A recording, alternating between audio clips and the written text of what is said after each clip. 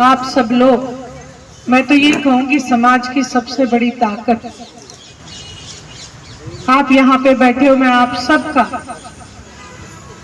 अभिनंदन करती हूँ और आप सबको इस बात के लिए भी बधाई देती हूँ कि 6 महीने से आप लोगों ने जो मजबूती दिखाई, वो दिन दूर नहीं कि सरकार को आपके सामने नतमस्तक होना ही पड़ेगा।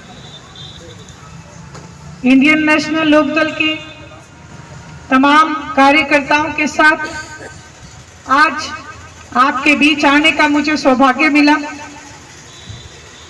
यहाँ पे बहुत ही आदरणीय रोशनलाल दुग्गल जी, धर्मपाल सिंह जी, सुबे सिंह जी,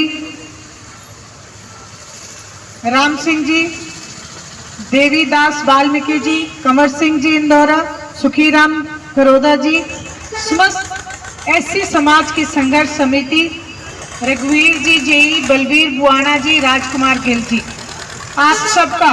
और अगर कोई नाम यहाँ पे ना हो तो भी मैं यही कहूंगी कि एक कड़ी दूसरी कड़ी से जब मजबूती से हाथ मिला के खड़ी होती है तभी एक मजबूत समाज का निर्माण होता है। आप सबने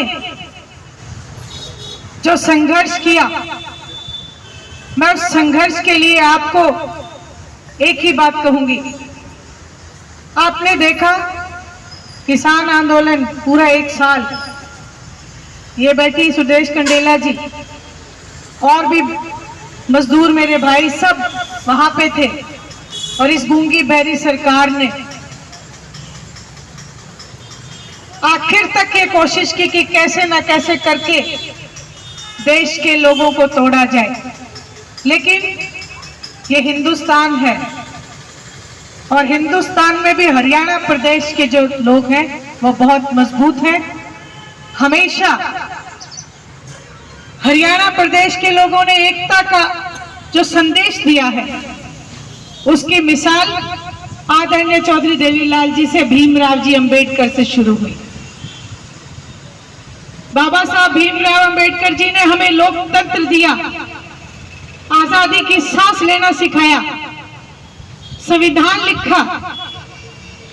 आज अफसोस की बात है कि उनके इस संविधान के साथ मौजूदा सरकार आए दिन छेड़छाड़ करती है, कोशिश करती है कैसे ना कैसे संविधान को तार तार करके देश के लोगों को कैसे दबाया जाए। आए दिन झूठे मुकदमे दायर करती है और आप सबको ये बखूबी पता है कि आदरणीय चौधरी देवीलाल जी ने हमेशा हर वर्ग का सम्मान करना हमें सिखाया है। भीमराव अंबेडकर जी को भारत रत्न की यदि उपाधि किसी ने दिलवाई तो वो आदरणीय चौधरी देवीलाल जी थे। एक भाईचारे की मिसाल हमने कायम की। मौजूदा सरकार इस भाईचारे को तार तार करना चाहती है, वर्गों में हमें बांट के हमें आपस में लड़वाना चाहती है।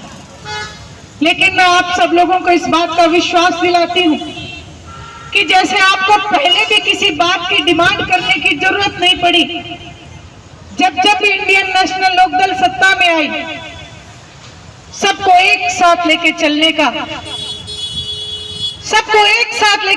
का जो जज्बा इंडियन नेशनल लोकदल ने सिखाया, उसी जज्बे के तहत मैं आपको आज विश्वास दिलाती हूँ।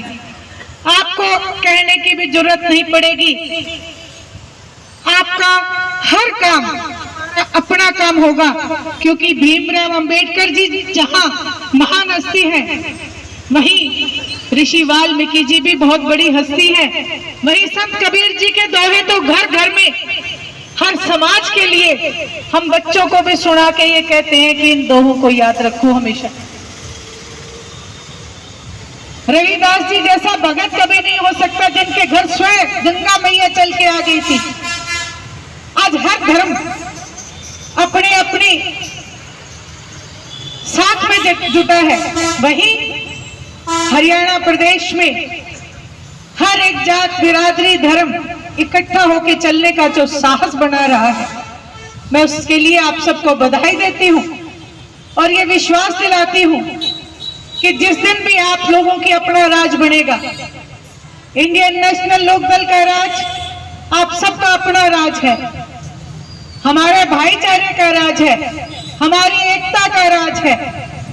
जिस दिन भी आप सबका राज बनेगा उसी दिन पहली कलम से आप लोगों की ये सारी डिमांड हम पूरी करके देंगे।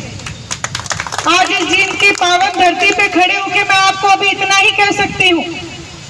और जो निर्माण की आपने बात की, आदरणीय अभय सिंह जी चौटाला ने विधानसभा में भी ये क्वेश्चन लगाया, लेकिन आपने देखा होगा जो लोग वहां पे बैठते हैं वो उनकी बातें नहीं सुनते, क्योंकि इतना भ्रष्टाचार इन्होंने कर दिया, ये लोग अपने ही भ्रष्टाचार को सुन नहीं सकते हैं। लेकिन उन्होंने एक बात का विश्वास दिलाया है, आप संघर्ष करें, हम आपके साथ हैं, जहां आप कहेंगे वहीं से आपके साथ उतनी ही मजबूती के साथ हम लग जाएंगे और आपसे भी ज्यादा आगे होके लगेंगे। ये मैं यहां खड़े होके यहां के एमएलए से एक बात जरूर कहना चाहूंगी कि उनके पिता को बनाने वाली इंडियन नेशनल लोकदल थी। आज वो सत्ता के लालच में भारतीय जनता पार्टी की गोद में बैठे हैं, उन्हें यहां तक लाने वाली भी इंडियन नेशनल लोकदल थी। मैं उन्हें इस बात की चेतावनी देना चाहती हूं कि यदि बाप कोई उंगली पकड़ के